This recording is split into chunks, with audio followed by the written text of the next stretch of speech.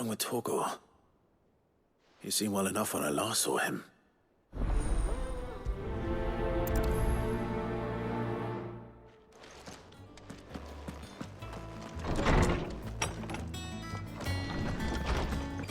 He cracked the crystal too. You're joking. I got your note. You think something's wrong with Torgor? So you can read. Congratulations. But I didn't say I were wrong with him. I said something weren't right. He's not been eating me treats. He used to love cracking the bones from Molly's boiled brown, but now he won't so much as look at them. Didn't like him. Which is why I'm of a mind that his mind's on something else. You've not been working him too hard, have you? No harder than usual. Is that it, boy? Do you need a rest? What was it you said he was? A frost wolf? That's what the lawsman seems to think. Then maybe this all has something to do with whatever it is that's woken inside him. I suppose things have been different since Rosalith. Perhaps Hippocrates knows something. Instead of everything, you mean? Perhaps.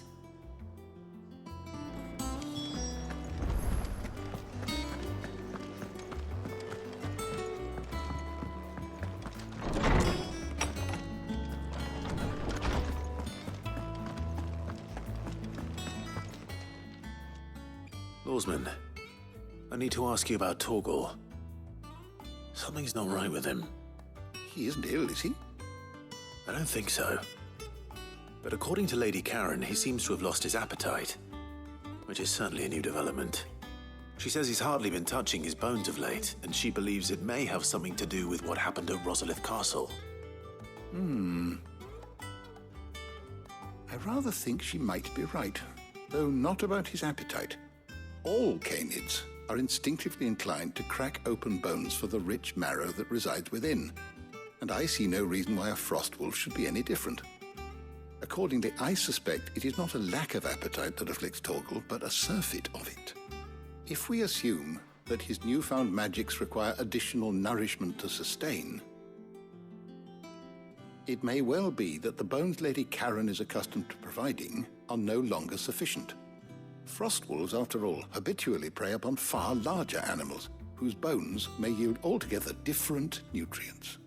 As to where one might find a suitable substitute, some antelopes that graze the meadows of eastern Rosaria have been known to grow to a size more than double that of their lesser cousins. I don't recall ever seeing any that large. And little wonder. The oldest and largest such creatures rarely leave the safety of the highlands for fear of predators. The last elder antelope sighting I recall hearing about took place near Cressida, and that was long before the village was abandoned. Even so, it seems like a good place to start. Good hunting, Clive.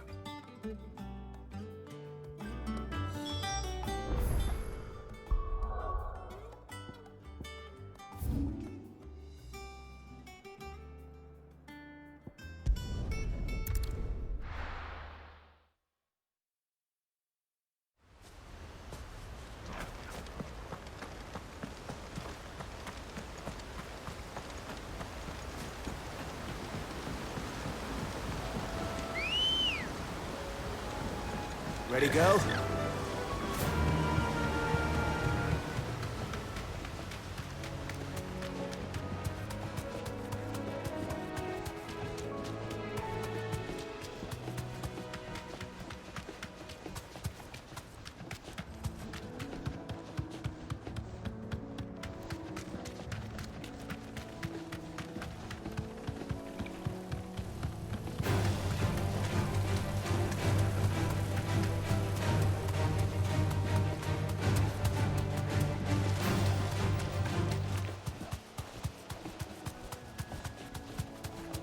It's certainly quiet.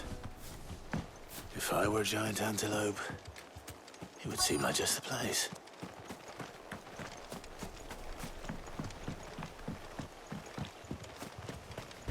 I doubt we'll find one bigger than that. You hungry, Torgor?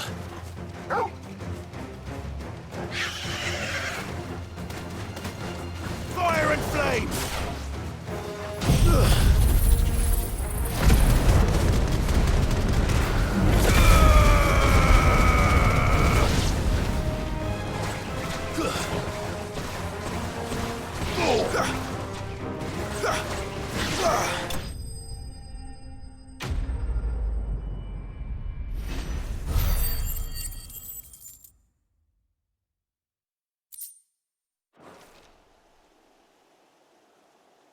Now,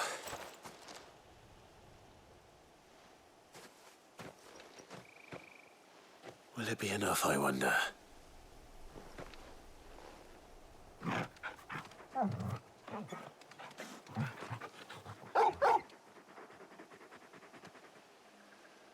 I say that answers my question, which means we owe the lawsman our thanks. You're just a big puppy, aren't you? A very big puppy.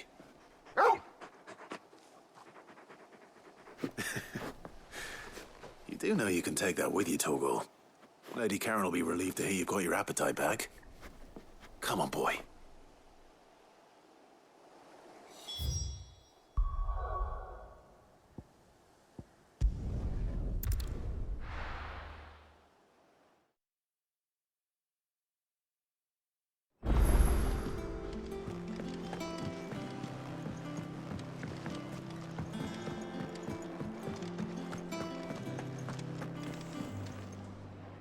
I noticed you and Torgal had gone off somewhere. Take him for a walk, did you? You could say that.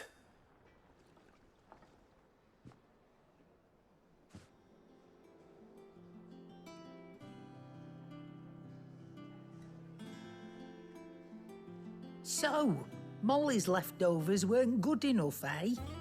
That'll teach me for treating you like you're still a pup. All right, no need to shout.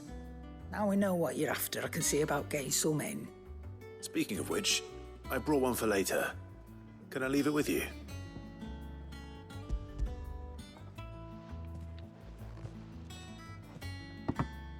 You can, aye.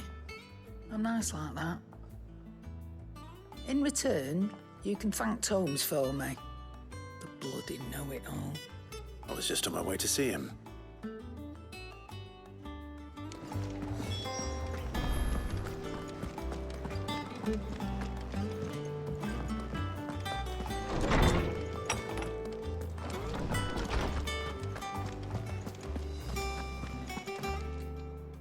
Ah, Clive.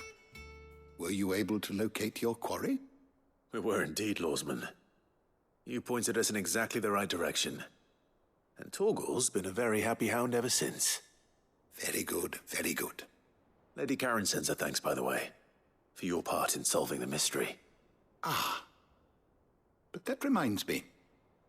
After your last visit, I found myself pondering Torgal's talents. Do you recall our conversation concerning Lady Jill's role in Torgal's transformation? About how she somehow woke the power within him. Precisely that. A reasonable conclusion, I thought. But one which raised certain questions in my mind. You see, the Fenrir of legend served Shiva and Shiva alone. And while the powers attributed to him are certainly impressive, the records imply they are somewhat different in nature to those you described Torgal as having used. What are you suggesting? That Torgal may be the beneficiary of more than one icon's power.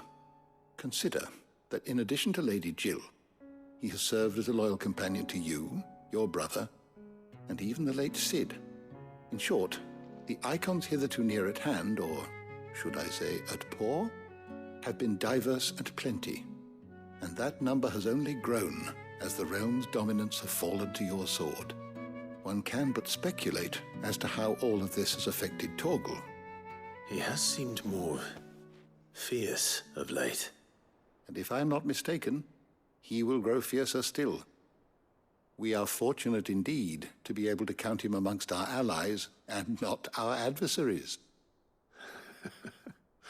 Oh, he's more than an ally. He's a friend.